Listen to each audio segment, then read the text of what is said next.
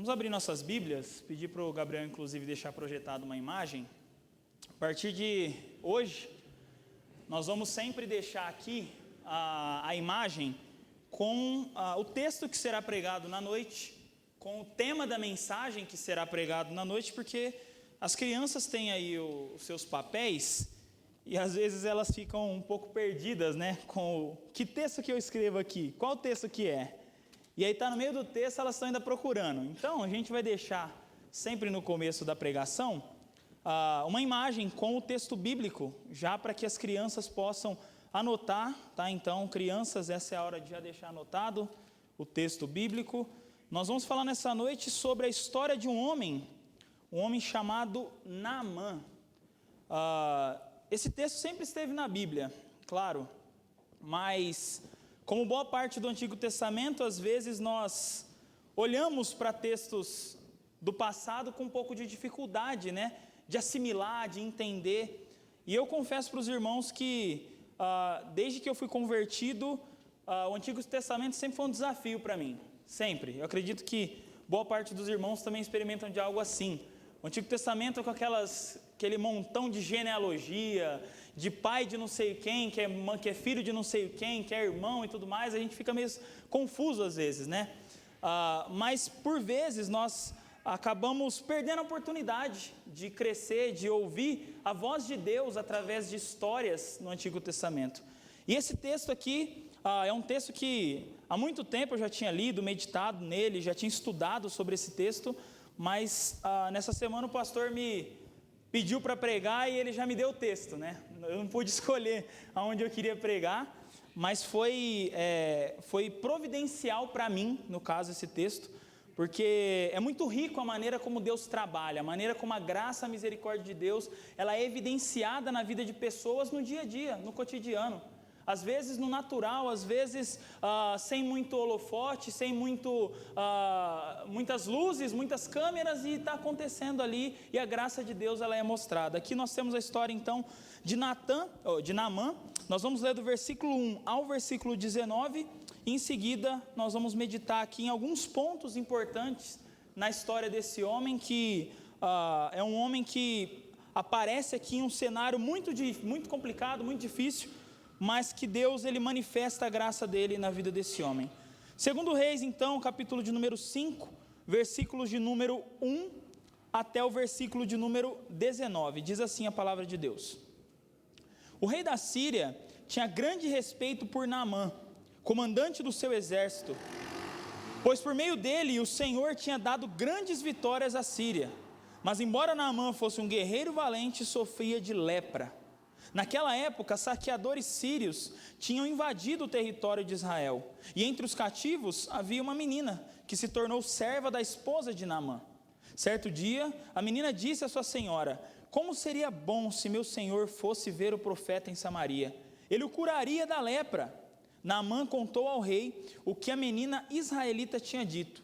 Então o rei da Síria lhe respondeu: vá visitar o profeta, eu lhe darei uma carta de apresentação ao rei de Israel. Naamã partiu levando 350 quilos de prata, 72 quilos de ouro e 10 roupas de festa. A carta para o rei de Israel dizia: com esta carta apresento meu servo Naamã, quero que o rei o cure da lepra. Quando o rei de Israel leu a carta, rasgou as roupas e disse: acaso sou Deus capaz de dar ou de tirar a vida? Porque esse homem me pede que cure um leproso. Como vocês podem ver, ele procura um pretexto para nos atacar. Mas quando Eliseu, o homem de Deus, soube que o rei de Israel havia rasgado as roupas, mandou-lhe esta mensagem: por que o rei ficou tão aflito? Envie Naamã a mim, e ele saberá que há um profeta verdadeiro em Israel. Então Naamã foi com seus cavalos e carruagens e parou à porta da casa de Eliseu. Ele mandou um mensageiro dizer a Naamã: vá e lave-se 7 vezes no rio Jordão, sua pele será restaurada e você ficará curado da lepra.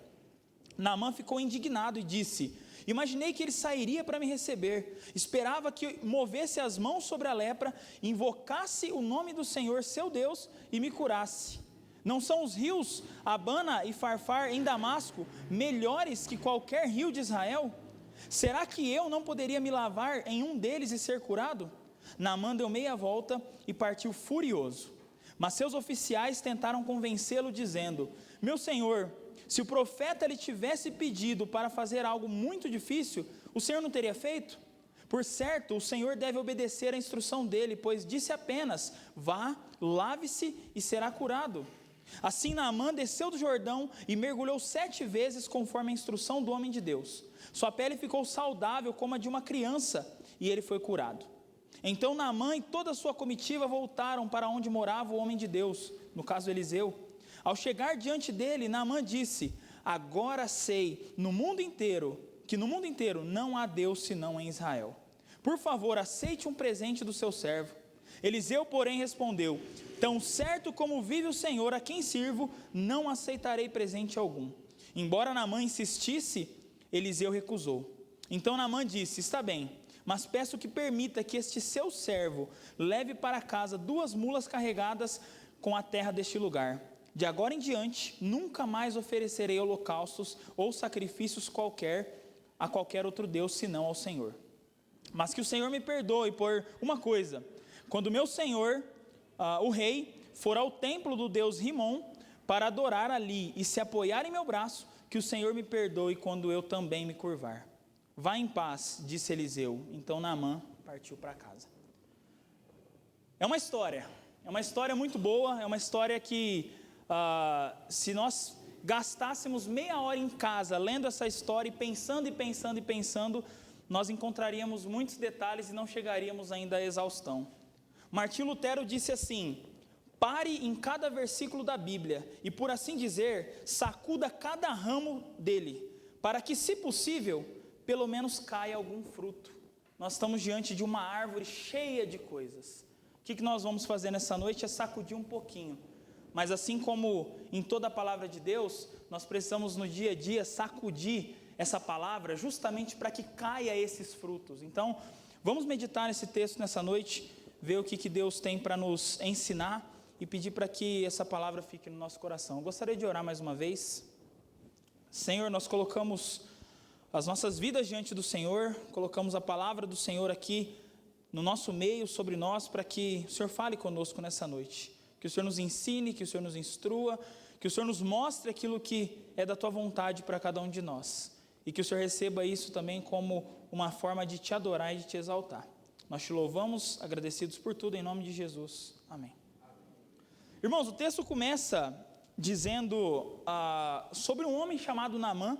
E logo no primeiro versículo nós temos quem era esse homem, né? O texto vai dizer que Naamã, ele era o comandante do exército da Síria. O próprio rei em pessoa era quem mandava Naamã. Então, eu trouxe uma biografia curta do texto sobre quem é Naamã. Naamã, ele era o comandante do exército, ele ocupava o posto militar mais alto abaixo do rei. Então era o rei, e aí embaixo ficava já Naamã para poder cuidar de todo o exército que tinha. Ele era estrategista, era líder, era um instrumento de vitórias nacionais, um homem grande em poder e influente também politicamente. Então Naamã não era qualquer pessoa.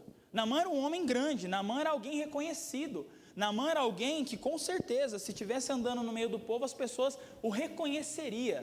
Então, grava muito bem essa figura de Naamã. Naamã era um homem grande aos olhos do mundo. O texto enfatiza, olha só, o texto diz que ele tinha dado grandes vitórias à Síria. Então, enfatiza isso como uma forma de ser honrado, indicando um prestígio público, um reconhecimento. Não era só o rei que reconhecia, a nação reconhecia que Naamã era grande. Naamã também, ele não era um israelita. Já parou para pensar nesse texto que nós estamos falando de um homem que não era israelita? É um gentil. Naamã era sírio, Naamã era inimigo de Israel. Assim como nós vemos aqui, quando o rei recebe a carta do rei da Síria, ele fica preocupado, porque ele acha que o rei da Síria estava planejando atacar Israel de novo. Então Naamã era um homem que era visto como inimigo, ele pertence ao povo oposto do povo da aliança. Então Naamã não prestava adoração a Deus, Naamã não adorava a Deus, Naamã era alguém que adorava outros deuses, os deuses pagãos. Naamã era leproso. Nós vemos aqui, e já foi até dito, pelo pastor na quarta-feira, Naamã, ele tinha lepra, e a lepra não era uma doença qualquer, a lepra não era uma doença que a pessoa tinha e podia ser tratada e estava tudo bem. A lepra fazia com que a pessoa, ao mesmo tempo em que ela estava ali contaminada, ela contaminasse outras pessoas, então ela precisava ser isolada, afastada do povo. Então esse grande homem, ele tinha a lepra. Esse grande homem reconhecido, visto, muito provavelmente nós temos o caso aqui de um homem que tinha lepra e não era visto só de forma negativa, porque os outros casos bíblicos que nós temos, os homens eram vistos de maneira sempre negativa, sempre como impuros. Então, apesar de toda a sua grandeza, Naamã carregava uma enfermidade incurável, que era socialmente degradante. E aqui para nós, que hoje temos a Bíblia toda, nós entendemos que é um tipo de representação do pecado, que está no homem, que habita no homem, e que somente Deus é capaz de transformar isso, de tirar isso. Naamã, irmãos, era um candidato improvável, humanamente falando, da graça de Deus. Humanamente falando, ele tinha tudo, ele já era satisfeito, ele era autossuficiente. Por que ele precisa da salvação? Ele já tem tudo. Mesmo doente, ele tem prestígio, ele tem fama, ele tem cargo, ele tem dinheiro, ele tem tudo, ele não precisa. Então, é interessante ver, e aí logo nesse primeiro versículo, como que Deus pega algumas pessoas que aos olhos do mundo jamais estariam no meio da igreja, jamais estariam no meio do povo de Deus. Eu me lembro de um homem assim no Novo Testamento. Quem seria? Vamos lá em 1 Timóteo capítulo 1. 1 Timóteo capítulo de número 1. Gostaria de ler esse texto porque quando eu li a história de Naamã e eu vi que Naamã era um homem muito grande, um homem muito cheio de suficiência, me lembrou muito daquele homem que nós conhecemos como o apóstolo Paulo. 1 Timóteo 1, versículo 12, o apóstolo Paulo escrevendo para Timóteo, ele diz assim, 1 Timóteo 1, 12: agradeço àquele que me deu forças, Cristo Jesus nosso Senhor, que me considerou digno de confiança e me designou para servi-lo, embora eu fosse blasfemo, perseguidor e violento. Contudo, recebi misericórdia, porque agia por ignorância e incredulidade. O Senhor fez sua graça transbordar e me encheu da fé e do amor que vem de Cristo Jesus. Olha o versículo 15. Esta é uma afirmação digna de confiança e todos devem aceitá-la. Cristo Jesus veio ao mundo para salvar os pecadores e eu sou o pior de todos. Mas foi por isso que eu, o pior dos pecadores, recebi misericórdia, para que assim Cristo Jesus mostrasse o quanto é paciente. Desse modo, sirvo de exemplo a todos que vieram a crer nele para a vida eterna. Então, Paulo, humanamente falando também, era alguém muito autossuficiente. Do que Paulo precisava? Paulo tinha tudo. Ele era hebreu de hebreu, ele era judeu puro, ele era conhecedor da lei, ele era mestre, ele era poliglota, ele falava muitas línguas. Aos olhos da humanidade, aos olhos do mundo, Paulo não precisava de mais nada. Aos olhos da sociedade, Naamã precisava só da cura física, certo? Mas é interessante ver como que Deus trabalha na vida desse homem, como que Deus trabalha também na nossa vida. Até meus 18 anos de idade, eu nunca sequer tinha ouvido a mensagem do Evangelho, ninguém nunca tinha pregado para mim, jamais.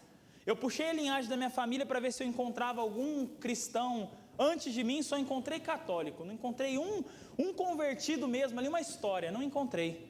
E muitos de nós é assim, às vezes a graça de Deus nos alcança de uma maneira que a gente realmente não consegue explicar. Por que eu? Como? O que aconteceu até chegar a mim? Como que tanta gente boa aí fora, tanta gente melhor aí fora, por que Deus me escolheu para a salvação?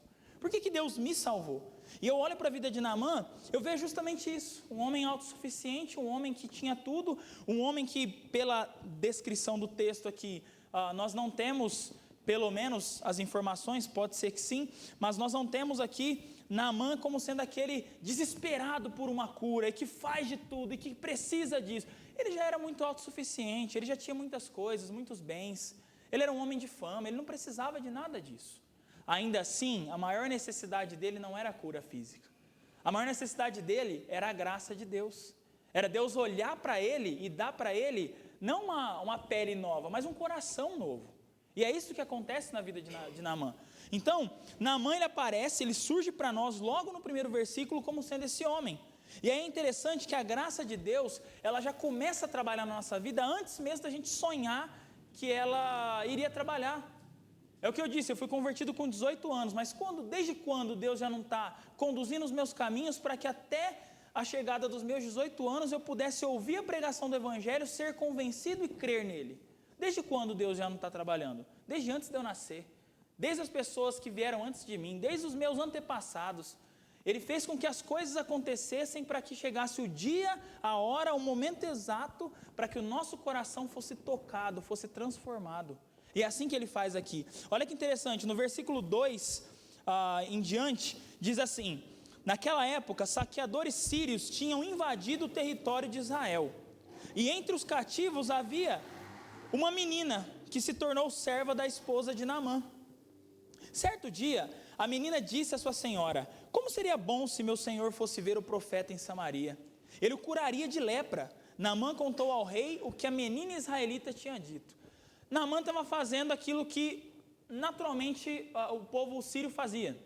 Vamos invadir o território, vamos roubar, saquear e vamos trazer algumas pessoas junto. Nesse dia, Naamã, os seus soldados, trouxeram uma menina. Quem diria que essa menina seria o meio visível ali da graça de Deus já trabalhando na vida desse homem? Quem diria que tendo a guerra como pano de fundo, veja bem, Israel temia ser atacado pela Síria. O rei de Israel temia que o rei da Síria estivesse preparando um ataque para Israel. Simplesmente no meio de um saqueio, é levado cativo uma menina. Então, aqui a gente não tem uma situação onde as coisas estavam fáceis. Na verdade, essa menina estava sofrendo, ela foi tirada do povo dela, ela foi tirada da casa dela, do meio dela, e agora se tornou uma escrava. Mas por que ela estava lá? Deus faz tudo com propósito. A graça de Deus já estava trabalhando na vida desse homem, na vida de Naamã, e o meio para que isso ficasse mais visível ainda foi: ele pegou uma menina para ser escrava. Essa menina foi escrava da sua esposa, e de repente essa menina incita ali a esposa de Naamã para que ele vá procurar o profeta que estava em Israel. Olha que loucura. Quais são as chances disso acontecer? Quais são as chances de alguém ser sequestrada como escrava e através desse sequestro incitar o homem que é do exército rival a procurar o profeta da nação? Não faz sentido. Então, a questão toda é que não tem situações mais fáceis ou mais difíceis para Deus. Deus não está medindo dificuldade ou facilidade de nada. Quando Deus quer salvar alguém, quando Deus quer alcançar um coração, Ele faz as coisas inimagináveis acontecer. Ele faz com que coisas assim aconteçam. Talvez essa menina, se nós estivéssemos no lugar dessa menina, estaríamos sofrendo, chorando, desesperados, pedindo ajuda e não sei o quê. Essa menina, com uma palavra, ela incitou a esposa de Naamã a falar com ele para ele procurar Eliseu. Então é interessante como que a graça de Deus trabalha aqui. E a voz dessa menina é uma voz de alguém que está desprovida de liberdade. Ela não está onde ela queria estar. Ela está onde ela não queria estar, porque ela está sendo feita cativa. Ela está sendo feita escrava naquele contexto, presa, ela não pode sair dali, ela não tem liberdade de ir e vir. Ainda assim, Deus pega a vida dessa menina e Deus usa a vida dela para poder falar com aquele homem, falar com a esposa dele para que ele vá procurar Eliseu. Outro ponto interessante é que, embora ela estivesse cativa, ela sabia uma informação que os generais ali não sabiam. Naamã não sabia. Talvez Naamã nem quisesse saber que havia um profeta em Israel. Talvez Naamã nem estivesse preocupado com esse negócio. Lembrando que o contexto espiritual de Israel aqui é um contexto de idolatria. É um contexto espiritualmente preocupante. Então, Eliseu surge como uma voz profética ali no meio contra tudo isso que está acontecendo em Israel. A Síria está atacando Israel. Então, olha só, não faz nem sentido tudo o que está acontecendo humanamente falando. Então, nós vemos que a menina aparece justamente como uma forma de, visivelmente, a graça de Deus aparecer na vida de Naamã. Certo? Estão comigo até aqui? Continuando, olha o versículo 5. Então o rei da Síria lhe respondeu: Naamã vai até o rei e fala para o rei: rei, tem um profeta lá em Israel, eu preciso ver ele lá porque ele pode me curar. Então o rei da Síria responde para Naamã: vá visitar o profeta, eu lhe darei uma carta de apresentação ao rei de Israel. Naamã partiu levando 350 quilos de prata, 72 quilos de ouro e 10 roupas de festa. Gente, Naamã, ele está indo visitar a nação que ele saqueou, a nação que ele roubou, a nação que é inimiga, certo? Ele está sendo corajoso, porque é guerra que está acontecendo aqui, não é paz. Não é como se a gente saísse daqui para visitar um outro estado, um outro país, não é assim. E tudo poderia acontecer. Ainda assim, é interessante que o rei da Síria, ele vai e manda Naamã para lá, e ele manda junto com Naamã um monte de dinheiro, um monte de coisa. Por quê? O que será que ele queria que Naamã fizesse com esse dinheiro? Na cabeça do rei, na cabeça dos homens, e aqui é um ponto que para nós faz muito sentido, era uma forma de pagar pela cura de Naamã. Então, no nosso contexto hoje, as pessoas acham que podem comprar a salvação, as pessoas acham que podem comprar o céu. Tem igreja que vende pedaço de terreno no céu, tem igreja que vende salvação, cura e prosperidade e tudo mais. Irmãos, isso é mais antigo do que a gente pensa. Nessa época aqui, Naamã sai da terra dele e vai para Israel, achando que ele poderia pagar por um milagre, pagar por uma cura. E realmente, para que um leproso deixasse de ser leproso, ele precisava sofrer um milagre. Não havia medicina naquela época que curasse uma lepra. Então, o rei da Síria, ele entende a lepra de Naamã como uma questão diplomática. Ele manda Naamã para lá e fala: eu vou mandar um dinheiro junto, para que através desse dinheiro eu possa pagar, e eles entenderem então que o que eu estou pagando é a cura. Eles têm que fazer o serviço completo, não pode curar pela metade. Esse é o entendimento. E aí, em vez de buscar o profeta, olha só o que a carta do rei dizia. A carta dizia assim: com essa carta, apresento o meu servo Naamã. Quero que o rei cure a lepra dele. Irmãos, o que o rei poderia fazer por Naamã? Mas olha só a mente daquele rei, do rei da Síria. Ele achava que mandar uma carta, mandar dinheiro, era uma forma de receber uma cura. Era uma barganha. Então percebe qual que é o contexto que esse homem está? Percebe que não é muito diferente do nosso contexto? Nós nascemos aprendendo que para receber alguma coisa a gente precisa dar, a gente precisa fazer. Nós crescemos na nossa mente com um sistema de troca, barganha. Eu faço isso para receber aquilo. Com Deus não funciona assim. Com Deus nunca funcionou assim. Deus não dá alguma coisa porque eu entrego uma coisa para Ele primeiro. Deus não me abençoa porque eu dou o dízimo. Deus não me abençoa porque eu faço o jejum. Não é assim que funciona. Mas na mente daquele rei era assim. Ele manda uma carta então para o homem que tem o maior cargo da nação de Israel e fala: eu quero que você cura o meu comandante, eu quero que você cure ele da lepra. Quem era o rei para poder curar aquele homem da lepra? Então, aí o texto continua: quando o rei de Israel leu a carta, rasgou as roupas e disse: acaso sou Deus capaz de dar ou de tirar a vida? Porque esse homem me pede que cure um leproso. Como vocês podem ver, ele procura um pretexto para nos atacar. Os irmãos lembram quem era o rei nessa época aqui, desse período? O próprio. Era gente boa esse rei de Israel, filho de Acabe? Não era gente boa, não era um santinho. Mas ainda assim ele recebe essa carta, e ele fica extremamente indignado com a carta que ele recebe. Ele se pergunta: eu estou recebendo uma carta para que eu cure um leproso? Quem que ele acha que eu sou? Ele acha que eu sou Deus? E aí às vezes essa resposta desse rei, às vezes a gente olha e pode falar: realmente faz sentido, né? Ele está perguntando: acaso eu sou Deus para curar ele? Mas não é isso, né? O que está por trás aqui não é isso. Esse rei aqui, ao falar isso, acaso sou Deus capaz de curar, ele sequer lembra de Eliseu, ele sequer pensa do profeta que está ali como voz de Deus naquele contexto. Ele fica revoltado, porque na cabeça dele é tudo guerra, é tudo disputa. Ele está preocupado em o outro atacar ele para que ele ataque de volta. Percebe como é que espiritualmente aqui a gente não tem uma voz, uma cabeça sã nessa história toda? A gente tem um homem leproso, um homem que quer ser curado. A gente tem um rei que acha que o outro rei é capaz de curar. A gente tem um outro rei que acha que o outro quer atacar. não tem uma pessoa certa nessa história aqui da cabeça.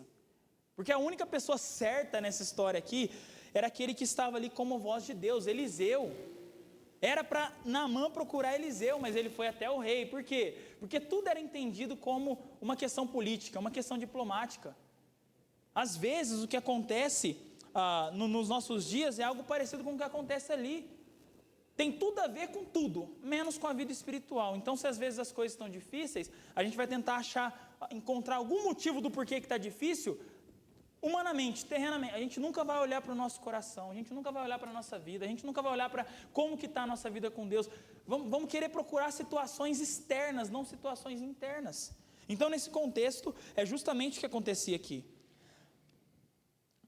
Naamã, ele é enviado como alguém que paga, e ele paga antecipado, ou seja, ele já está com dinheiro, ele está pronto para poder pagar e depois receber. É assim que funciona.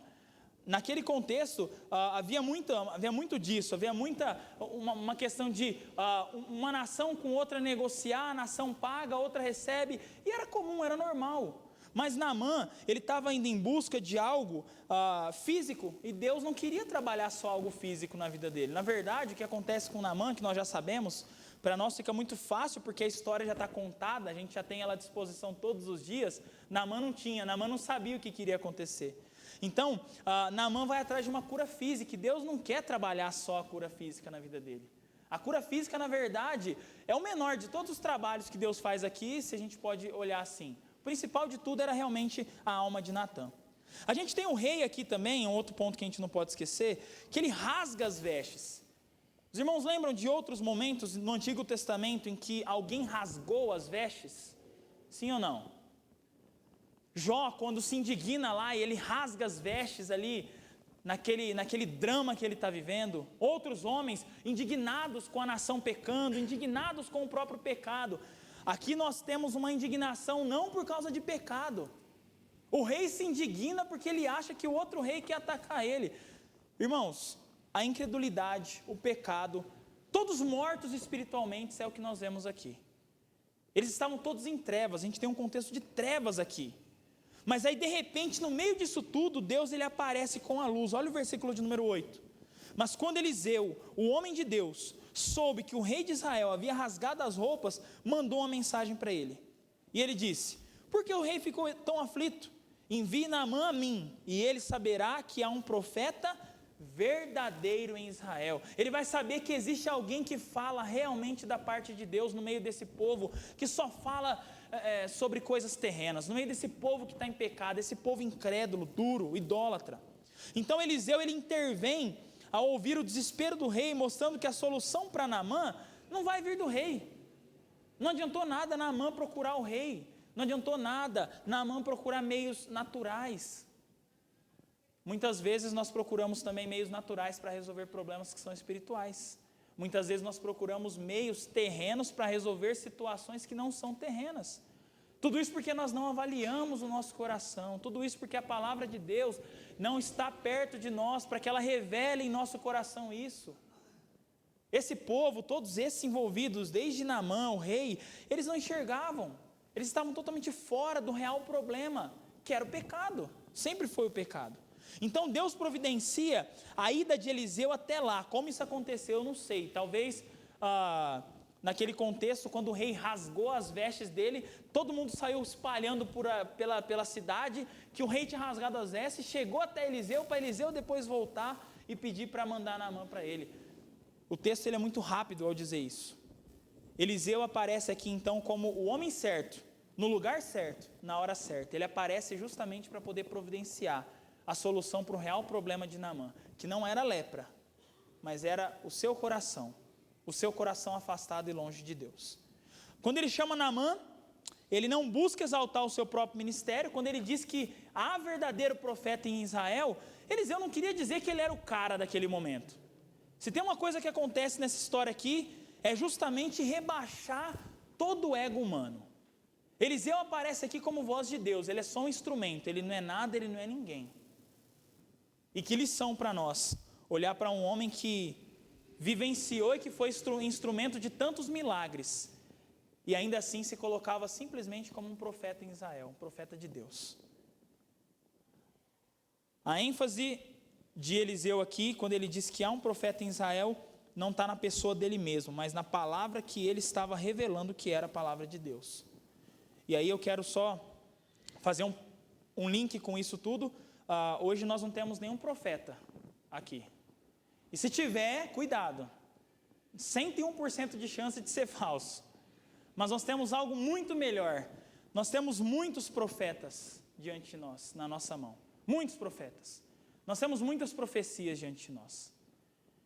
E aí Eliseu surge aqui como um profeta. Hoje nós temos 66 livros à nossa disposição. A Bíblia está nas nossas mãos, na linguagem mais acessível possível, na nossa língua, no nosso idioma, e às vezes nós deixamos ela de lado. Eliseu naquele momento ele falou, ele era a voz de Deus. Hoje nós temos a Bíblia como palavra de Deus. Eu trouxe até uma frase que eu escutei uma vez o reverendo Augusto Nicodemos Lopes falar, que ele diz assim: quer ouvir a voz de Deus? Leia a Bíblia. Quer ouvir a voz de Deus em voz alta, audivelmente? Leia a Bíblia em voz alta. Deus fala ainda hoje. Naquele momento, Eliseu era a voz de Deus.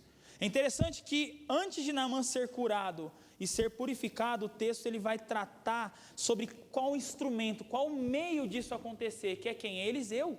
Eliseu entra na história de Naamã justamente para poder levar salvação para ele. A cura era secundário, o que acontecia com o corpo dele era depois, era secundário. O que era o principal? Era a alma dele.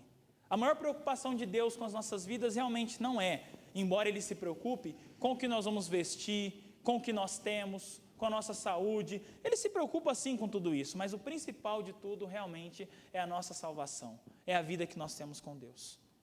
Nós temos então, daqui para frente, do versículo 9 ao versículo 11, o que a gente pode ver como um escândalo da simplicidade da graça de Deus.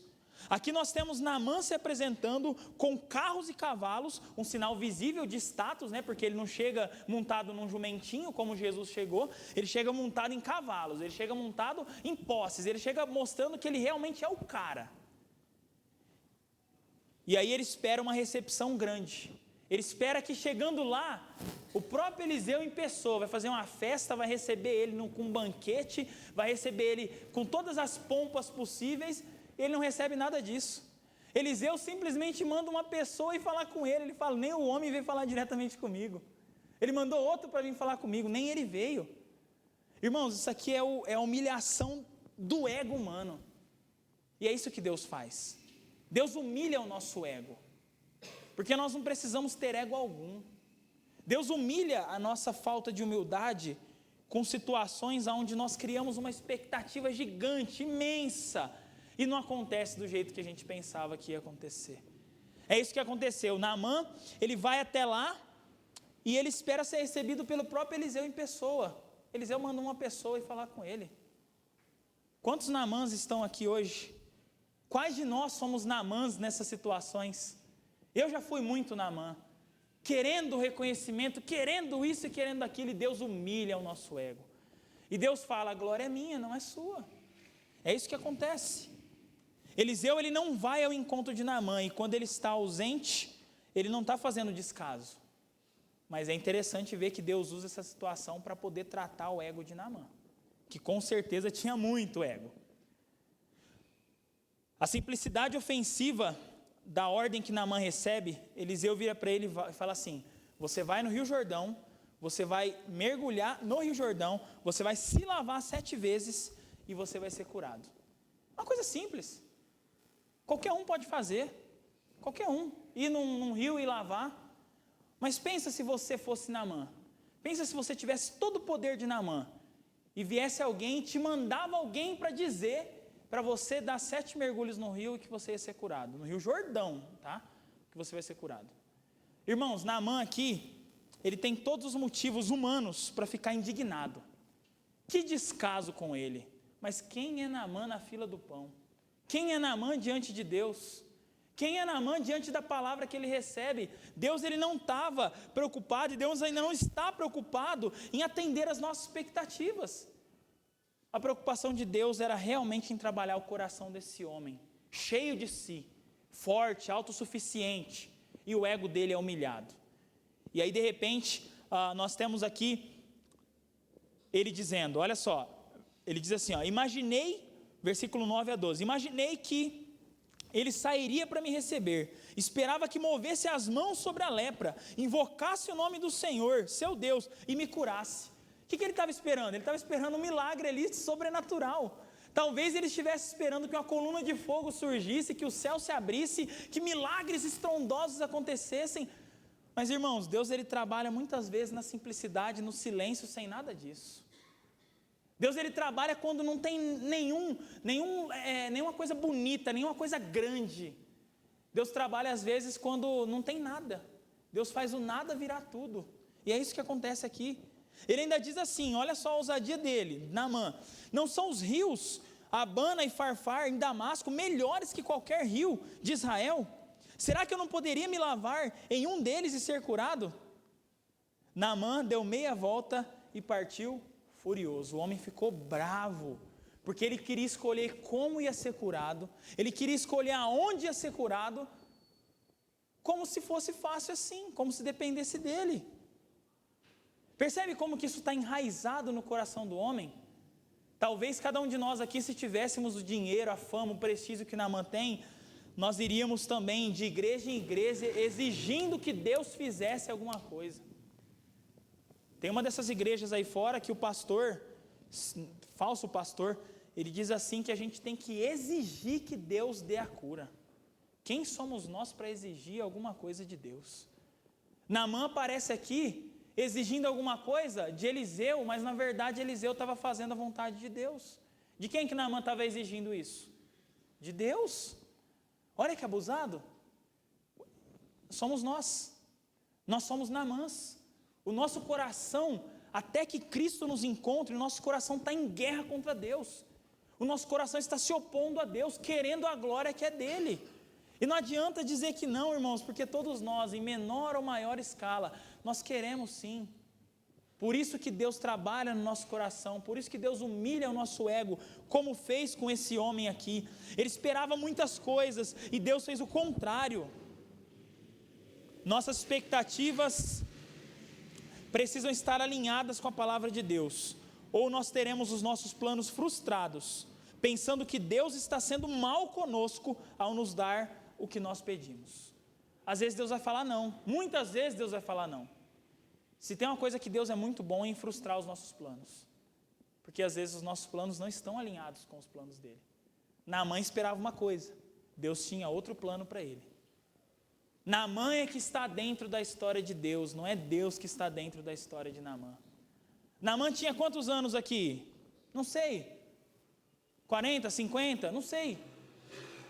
Mas Deus é eterno, Deus sempre existiu, Deus sempre foi. Naamã é que estava dentro da história de Deus, não é das coisas, não é do jeito de Naamã. Continuando a história, nós temos aqui então, a partir do versículo 13, no versículo 13 e 14, os oficiais de Naamã, aqueles homens subordinados a eles. E mais uma vez eu quero chamar a atenção a esse ponto, porque aquela menina que estava cativa, ela não tinha dinheiro, ela era pobre, ela estava feita escrava naquele momento. Esses homens eram subordinados de Naamã, esses homens muito provavelmente era ralé, eram os peões ali, eram os subordinados. Naamã mandava, eles faziam. E é interessante que mais uma vez Naamã, ele tem o seu ego humilhado. Por quê? Porque esses homens viram para ele e dizem assim: meu senhor, se o profeta tivesse pedido para você fazer algo muito mais difícil, o senhor não teria feito? Olha que pergunta interessante. Se Eliseu fala assim: olha, eu quero que você vira 5 piruetas para frente, 5 para trás, dá 10 mortal, Naamã ia fazer de tudo para conseguir fazer isso. Ele só pediu para dar umas 7 mergulhos no Rio Jordão, só isso. Mas irmãos, a questão toda aqui não está no que foi dito, a questão está no coração duro daquele homem que queria as coisas do jeito dele. O que Deus nos pede, o que Deus nos exige, é tudo que realmente está ao nosso alcance, porque o Espírito Santo nos capacita a fazer. Ainda assim nós não fazemos porque nós queremos achar, às vezes, que somos mais sábios do que Deus, e nós não somos. Então, aqui nós temos Naamã mais uma vez sendo humilhado. E aí, ele continua dizendo assim o texto: por certo, o Senhor deve obedecer à instrução dele, do profeta, pois ele só disse: vá, lave-se e será curado. Então Naamã desceu o Jordão. Olha só, o que precisou para Naamã fazer isso? Naamã ficou indignado, reclamou, chiou, falou que queria que fosse do jeito dele. Ouviu a bronca dos caras que estavam abaixo dele, para depois ele fazer isso. Não era melhor já ter ido fazer logo? Mas Naamã é cabeça dura, igual nós somos cabeça duras também. E não obedecemos a Deus, e achamos que vai dar certo um jeito que Deus já falou que não vai dar. E achamos que vai dar certo um jeito que não é de Deus, é nosso. E aí continua dizendo, Naamã desceu no Jordão, mergulhou 7 vezes, conforme a instrução do profeta, do homem de Deus, sua pele ficou saudável como a de uma criança, e ele foi curado. Quem diria que obedecer a Deus realmente resultaria naquilo que Deus disse, né? Quem diria que quando Deus fala alguma coisa, realmente acontece como Deus fala? Incredulidade. Esse era Naamã. Ele continua no versículo 16, e aí Eliseu surge, aparece para poder dialogar com Naamã, agora em pessoa. Ele aparece dizendo o seguinte, versículo 15, ele aparece. Então Naamã e toda a sua comitiva voltaram para onde morava o homem de Deus, foi até a casa de Eliseu. Ao chegar diante dele, Naamã disse, agora eu sei, no mundo inteiro não há Deus senão em Israel. Por favor, aceite um presente do seu servo. Naamã aqui, irmãos, ele estava querendo agora pagar pelo milagre que ele recebeu, ele foi curado. Agora ele vai na casa do profeta e fala, aceita esse presente. Olha o versículo 16, continuando, ele diz assim, Eliseu respondendo, tão certo como vive o Senhor a quem sirvo, não aceitarei presente algum. Embora Naamã insistisse, Eliseu recusou. Por que Eliseu recusa? É só um presente. Irmãos, a mente de Naamã é a mente de um novo convertido. Naamã acha naquele momento que ele precisa pagar por aquilo que ele recebeu uma cura.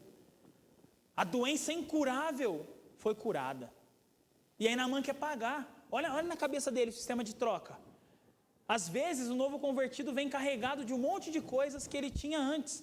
Eu me lembro que logo no meu primeiro ano de convertido, eu fui jogar bola com o pessoal da igreja que eu era na época, eu acabei soltando um Nossa Senhora lá.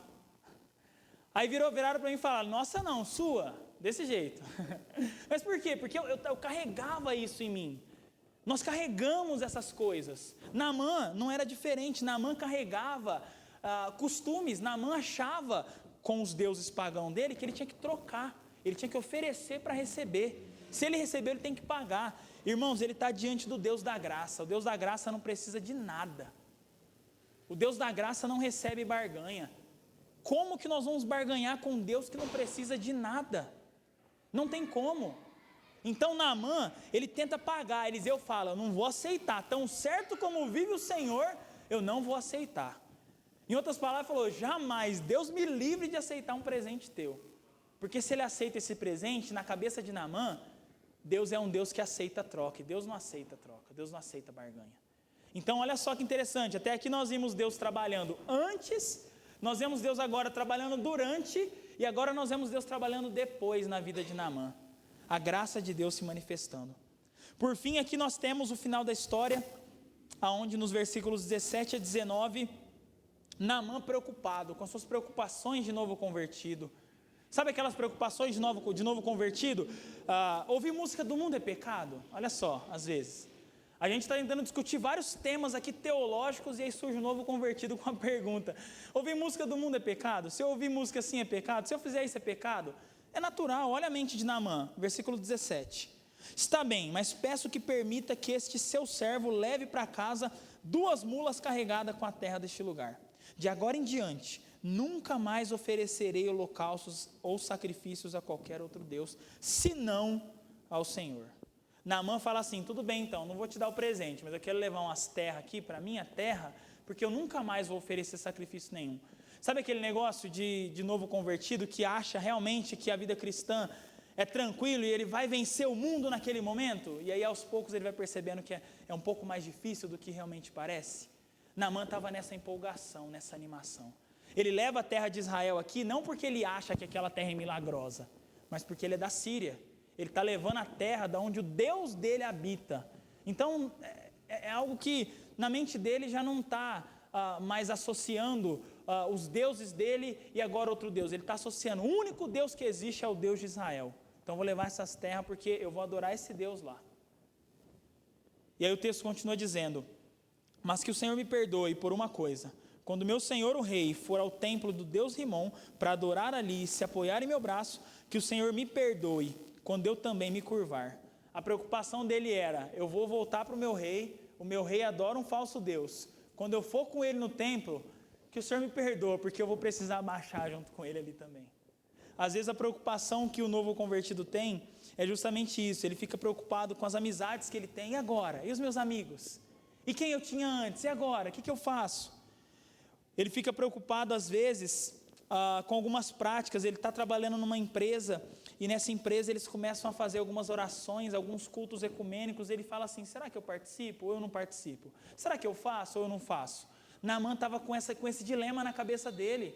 Na cabeça dele agora é o seguinte: eu vou voltar para o meu rei adora um falso Deus, eu adoro o Deus verdadeiro, o único Deus. E agora?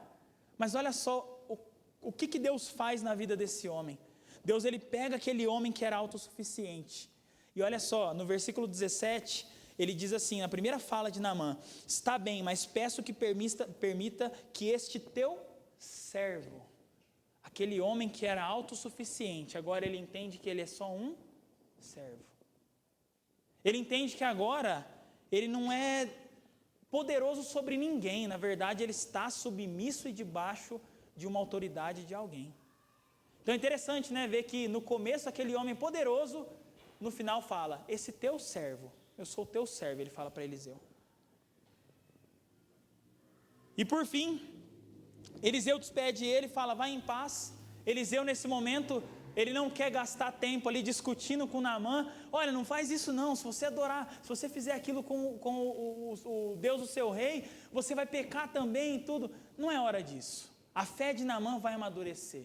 A fé do novo convertido vai amadurecer e ele vai vencer os pecados pouco a pouco. Nesse momento, Eliseu entende que o trabalho dele realmente, que era alcançar o coração de Naamã com a palavra de Deus, ele se cumpre, ele fala: vai em paz. Vai em paz. Ele não está aprovando que Naamã faça aquilo com o rei dele, mas ele fala: vai em paz, se despede. Então aqui nós temos, irmãos, nesse curto espaço de tempo que nós tivemos, a história de um homem que é convertido, um homem que nasce de novo, um homem que é curado, mas a história de como isso acontece é impressionante. Deus humilha o ego desse homem. Deus pega um homem que tinha tudo para se achar a última bolacha do pacote. Ele fala: você não é nem a penúltima, você não é nem a antepenúltima. Talvez você não está nem dentro do pacote. Deus, ele pega o ego desse homem e ele humilha o ego desse homem. É interessante ver que a graça de Deus faz isso. A graça de Deus fez isso com a gente um dia, a graça de Deus continua fazendo isso com a gente até hoje. Por isso nós precisamos, assim como Naamã, abrir mão de tudo aquilo que nós achamos que somos, porque ele achava que era alguma coisa. No final ele descobriu que ele não era nada. Nós achamos que somos alguma coisa. E aí nós nos dobramos diante de Deus em humildade. Servos, como Naamã falou aqui: eu sou o seu servo, falou para Eliseu. E nós nos dobramos diante de Deus como servos. Servos que não têm nada. Servos que simplesmente estão aqui para poder obedecer e servir ao seu Senhor. Nós temos um Deus, nós temos um Senhor, nós temos um Rei. E nós estamos aqui puramente para poder obedecer e cumprir o plano dele na nossa vida. É um privilégio para nós um dia ter sido colocado dentro da história desse Deus. Um dia, há quantos anos? 50, 30, 20, 18, 15? Ter sido colocado dentro da história desse Deus. E ter sido colocado dentro dessa história, não por mérito, não por nada, mas por pura graça. Então quando eu olho a vida de Naamã, eu vejo graça. Eu vejo misericórdia. Quando eu olho para as nossas vidas, o que eu vejo? Graça e misericórdia.